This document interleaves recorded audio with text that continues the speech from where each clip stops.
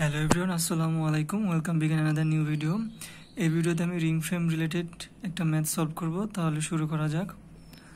তো এখানে আমার যেটা বলা হয়েছে রিং ফ্রেম 13, এটাতে হচ্ছে আমাদের 40 কাউন্টের ইয়ান তৈরি হবে এবং সেই ক্ষেত্রে আমাদের স্পিন্ডেল আরপিএম হচ্ছে 14,500। তো কোন একদিন মেকানিক্যাল টিম হচ্ছে ওই রিং ফ্রেমে শিডিউল ট্রাভেলার চেঞ্জ করেছে, সেটা হচ্ছে তাদের করতে লাগছে 20 minute. That means 20 minute machine বন্ধ ছিল। তারপর 20 মিনিট পর যখন পিসিং করে, পিসিং মানে হচ্ছে বরাবর করা সুতা দেওয়া স্পিন্ডেলে, পিসিং করার পর যখন হচ্ছে মেশিন রানিং দিল, দেখা গেল যে মেশিনের পারফরমেন্স পোর, মানে হচ্ছে ইয়ান ব্রেকেজ হচ্ছিল। এর জন্য ওই সেকশন অফিসার যেটা ডিসাইড করলো যে 14,500 আরপিএম ছিল, সেই আরপিএম থেকে কমায় স্পিন্ডেল আরপিএম 13,000 আরপিএমে রানিং দিবে 2 ঘন্টার জন্য। এবং এই 40 CBC chief value cotton, that means হচ্ছে ইয়ান হবে আমাদের কটন ও পলিস্টারের মিক্সচার। সেই ক্ষেত্রে জিপিএসএস, দ্যাট মিনস হচ্ছে গ্রাম পার স্পিন্ডল পার শিফট ছিল 102। তখন আমাদের দুইটা জিনিস বের করতে হবে। একটা হচ্ছে production loss due to mechanical work, যেহেতু মেকানিক্যাল টিম কাজ করছে 20 মিনিটের জন্য, 20 মিনিটের জন্য আমাদের প্রোডাকশন লস কত হয়েছে। এবং আরেকটা যেটা বের করতে হবে যে স্পিডলেস, আমি যেহেতু স্পিড ছিল শুরুতে একটা, তারপর কমায় আমি আরেক স্পিডে রানিং দিয়েছি 2 ঘন্টার জন্য, স্পিডলেসের জন্য আমাদের প্রোডাকশন লস কীরকম হয়েছে। তো আমাদের প্রথমে যেটা হচ্ছে মেকানিক্যাল ওয়ার্কের জন্য প্রোডাকশন লস, তো এটা একদম ইজি। তো আমাদের কোশ্চেনে যেটা দেওয়া আছে যে জিপিএসএস হচ্ছে 102, that means gram per spindle per shift. তো এখন আমি যেটা বের করবো গ্রাম পার শিফট বের করব।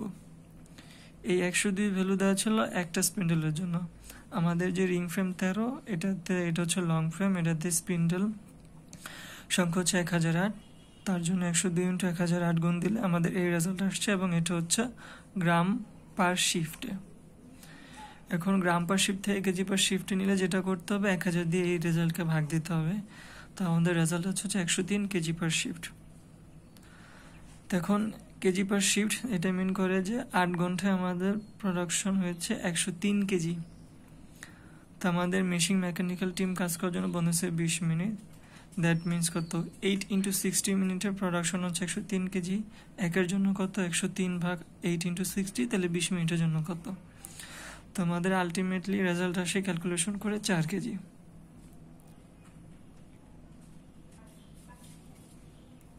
সো এখন হচ্ছে নেক্সট ম্যাথ, যে আমাদের স্পিডলেসের জন্য প্রোডাকশন লস কীরকম হয়েছে।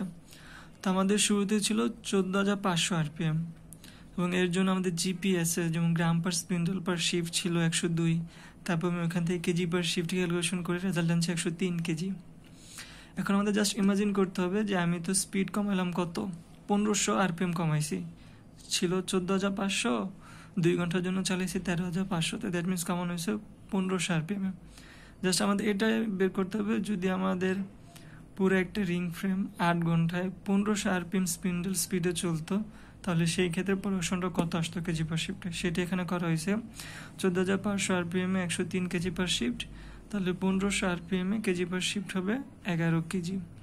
এখন কথা হচ্ছে এই যে 1500 আরপিএম যে আমি কমাইলাম, এটা তো জাস্ট 2 ঘন্টার জন্য কমাইছি, তাহলে সেই ক্ষেত্রে আমাদের যেটা বের করতে হবে 2 ঘন্টার জন্য প্রোডাকশন লস কত।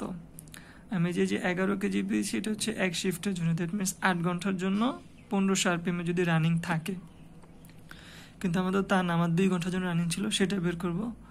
তাহলে for 8 hours on 15,000 RPM KG per shift was 11। তাহলে 2 ঘন্টার জন্য 1500 আরপিএমে কেজি পার শিফট করতে হবে, সিম্পলি ঐকিক নিয়ম। 8 ঘন্টার জন্য 11, একের জন্য কত, 2 এর জন্য কত। তো আমাদের রেজাল্ট আসে 3 কেজি, 2.75 কেজি। তো এটা যেহেতু দশমিকের পর 0.5 বা তার বেশি থাকলে মূলত আমি একটা পূর্ণ সংখ্যা ধরে নিয়েছি, এই জন্য আমাদের 3 কেজি যেমন result. That's all in this video. Hope that you guys did learn something new from this. Take care and goodbye.